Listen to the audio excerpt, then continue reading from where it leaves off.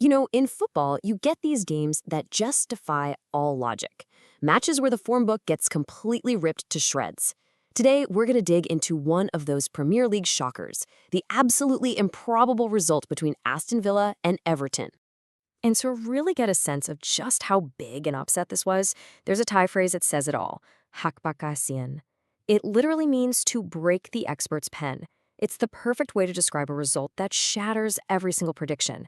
And believe me, this one did exactly that.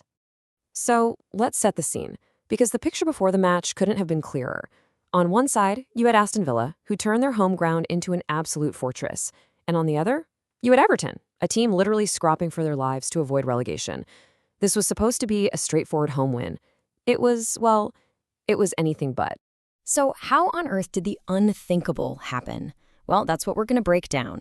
We'll look at how Villa's fortress just crumbled, the one single moment of VAR drama that decided the whole game, Everton's, let's call it a defensive masterclass, the refereeing controversies, and finally how the stats from this match tell a story that almost defies belief.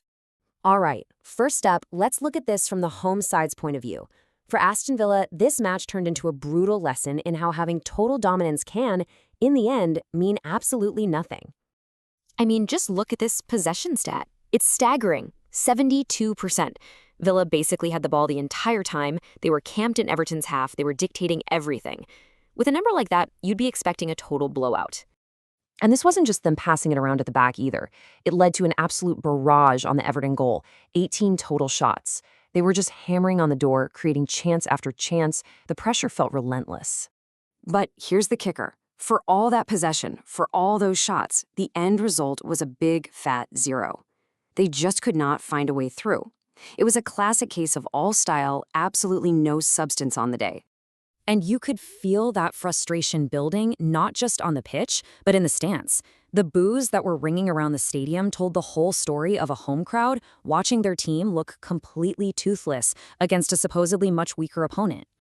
So while Villa kept hitting a brick wall, the game was ultimately decided by one single, chaotic, and incredibly controversial moment.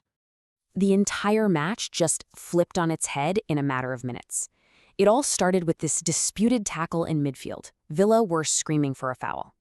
Seconds later, a quick counterattack, and boom, the ball is in the back of their net. Then came the agony of the VAR check, as the video assistant referee looked at a potential foul, a potential offside. For nearly 3 excruciating minutes, the entire stadium just held its breath. And right at the heart of all this chaos was one man, Thierno Barry. After that agonizing wait, his goal was confirmed, the only goal of the game. But he wasn't done. He ran straight over to the furious home fans to celebrate, instantly becoming a hero for the visitors and an absolute villain for the hosts. He even picked up a yellow card for his trouble. So with a 1-0 lead completely against the run of play, what did Everton do? They slammed the doors shut and basically threw away the key. Now, for anyone who might not be familiar with the term, parking the bus it's pretty much exactly what it sounds like. You get every single player behind the ball, you form a defensive wall, and you just dare the other team to try and break you down.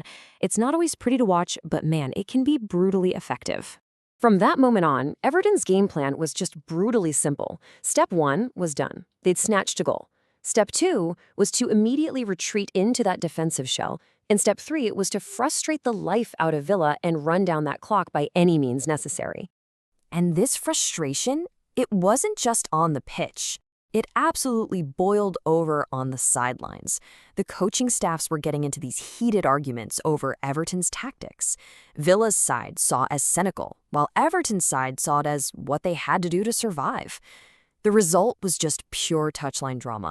Now, in a game this tense, this full of, let's call it tactical gamesmanship, it's almost no surprise that the referee became a central figure.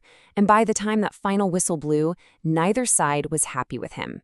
The complaints were basically split right down the middle. Aston Villa were furious, totally convinced they were denied a clear penalty for a handball that VAR just dismissed. Meanwhile, Everton felt the ref was letting Villa get away with some overly aggressive tackles. It was one of those games where both sides walked away feeling like they'd been wronged by the officials. And all of this brings us to our final and maybe the most jaw-dropping part of the story. We're looking at the numbers behind this upset and how, in football, statistics can sometimes tell a very, very misleading story. Okay, Just look at this. This is where it gets just unbelievable. Villa had 72% possession. They took 18 shots to Everton's 4. They had 5 shots on target to Everton's 1. And yet, the only number that matters is the final score, 0-1. Everton had a single shot on target, they scored it, and they won the game. It is a perfect statistical anomaly. It's a wild result to see on paper, for sure. But what does it actually mean for these two clubs? What are the consequences for the rest of their seasons? Well, for Everton, this was huge. A massive breath of oxygen, as they say. 3 precious points that could be the difference in their fight for survival. For Villa, though, it's a huge setback.